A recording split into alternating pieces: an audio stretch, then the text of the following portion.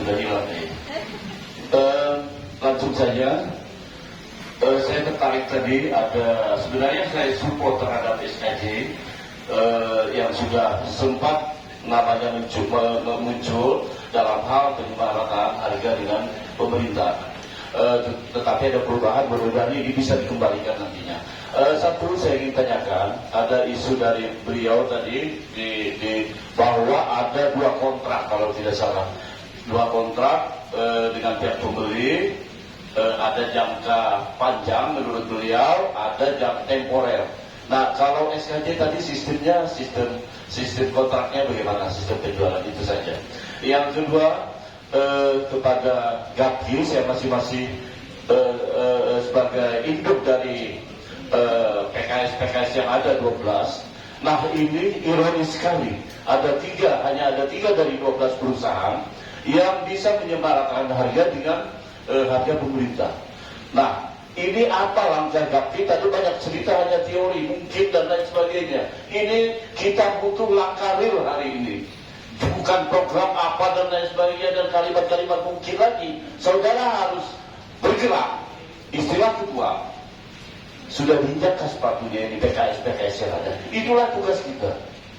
Nah, dalam hal mengatur, mengembalikan harga pada harga yang ada. Nah, itu saja mungkin. Artinya apa langkah real sampai hari ini dari pihak Gapki terhadap PKS yang ada.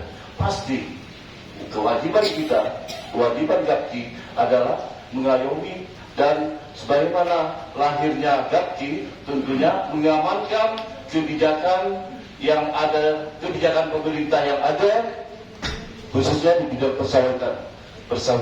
Itu saja mungkin. Kita menginginkan harga kembali, harga ke petani normal sebagaimana yang diinginkan oleh pemerintah. Itu kita harapkan hari ini. Kita putuskan kedua. Terima kasih. Bila ini Taufiq Hidayah. Assalamualaikum warahmatullahi wabarakatuh. Baik, nanti dicatat saja. Itu sudah. Nanti Pak Wakil Ketua banyak menyampaikan setelah rekan-rekan. Kalau persilakan Pak Jasmine. Siapa? Bu Hajar Darlena. Bu Hajar Darlena, kalau persilakan. Baiklah, terima kasih atas kesempatan yang diberikan kepada saya. Assalamualaikum warahmatullahi wabarakatuh. Yang terhormat Ketua Komisi 1, Komisi 2 selaku pimpinan rapat dan Wakil Ketua.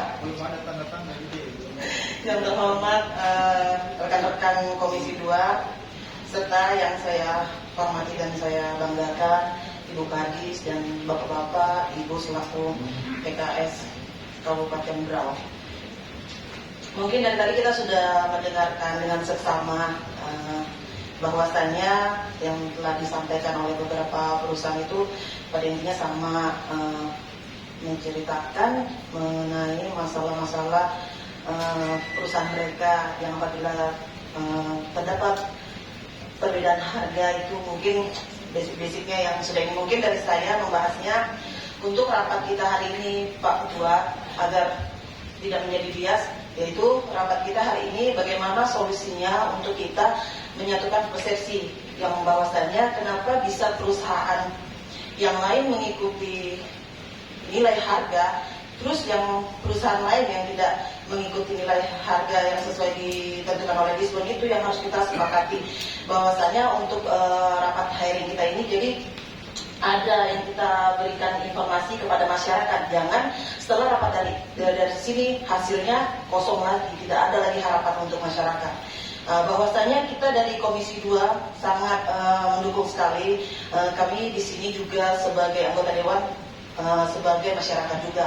Nah, khususnya petani, memang betul bahwasanya banyak petani yang datang ke kami menanyakan langsung kenapa contohnya di perusahaan BLJ yang dilihatkan itu, kenapa harga mereka itu selalu turun naik, terus timbangan yang tidak transparan. Mungkin kesempatan yang pertama dulu BLJ tidak ada, tapi di kesempatan hari ini saya mau mendengarkan langsung kenapa terjadi harga yang turun naik yang seperti disampaikan masyarakat di Biatan kepada saya.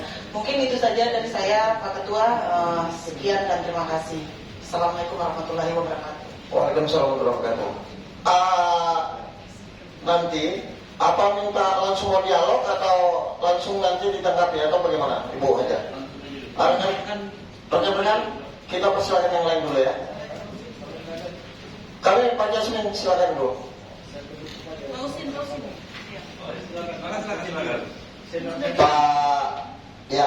Pak Jasmin lah dulu, baru Pak Habib.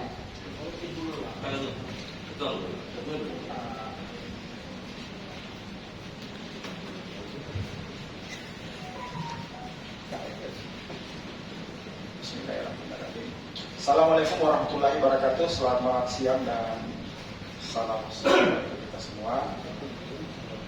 Pak Ketua Komisi 2, Pak Jaber, Pak Wakil Komisi, Pak Redi, teman-teman Komisi 2, Kalis Bun, Ibu Lita ya, dan jajarannya, terus para teman-teman yang mewakili PKS yang ada di Kabupaten Berau. Saya juga mewakili PKS Pak, tetapi tidak semua apa yang Bapak sampaikan itu kita sependapat dari PKS. Jadi kalau saya menyimak apa yang beberapa perwakilan PKS tadi sampaikan, kalau berdasarkan Permen TAN nomor 1 tahun 2018, Bapak sudah sampaikan nomor 1 ya, itu sudah ada indikasi pelanggaran, cuma setelah saya pelajari dan baca lagi pasal-pasalnya itu memang di situ memang ada kewajiban PKS ya, ada ketentuannya dan laporannya Bapak sudah sampaikan tadi. Tetapi pengawasan di sini yang bisa menilai apakah itu melanggar permen ini atau tidak itu gubernur. Nah, gubernur di sini karena tidak ada, mungkin diwakili oleh dinas perkebunan, ya, dinas perkebunan. Sanksinya itu juga bertahap ya, tertulis 1, tertulis 2 sampai ke pencabutan izin ketika memang tidak dihiraukan peringatan 1, 2 tadi. Menarik juga bahwa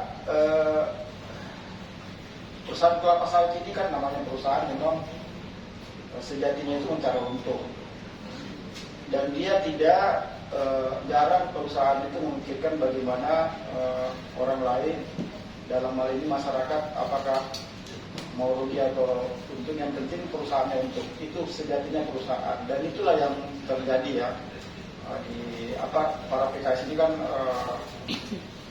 pengusaha. Ada ketentuan permen tadi yang sudah saya sampaikan yang harus menjadi aturan main kita dalam pembelian kelapa TBS tadi, yang harus diikuti oleh para pelaku perusahaan kelapa sawit ya. Ketika itu tidak itu juga sudah diatur pengawasan dan sanksinya. Itulah kenapa saya sampaikan bahwa memang sudah ada indikasi pelanggaran itu dominan. Sehingga saya mungkin tidak akan berpanjang lebar menjelaskan ini, karena indikasinya sudah ada. Mungkin dari dinas perkebunan ini yang bisa menyimpulkan apa tindakan selanjutnya, ya, apa tindakan selanjutnya. Karena dari apa yang disampaikan, belum ada niat baik dari PKS ini untuk merubah kebijakannya tadi. Ya, dia masih tetap kukuh dengan pendapatnya bahwa ya perusahaan rugi ketika dia mengikuti harga yang sudah ditetapkan pemerintah, dalam hal ini Dinas Perkebunan Provinsi. Nah, ketika itu belum ada niat baik, saya pikir dalam rapat ini bisa dinotulensikan bahwa sanksi itu juga harus diberlakukan. Ya, mungkin dalam rapat ini saya ingin mengusulkan lewat Dinas Perkebunan Kabupaten itu memberikan sanksi itu. Paling tidak memberikan laporan ke gubernur sebagai yang dikuasakan sebagai pengawas dalam peraturan menteri ini untuk memberikan sanksi itu. Itu aja barangkali pimpinan poinnya yang ingin saya sampaikan, bahwa memang sudah ada indikasi pelanggaran aturan dalam pembelian kelapa sawit terhadap masyarakat.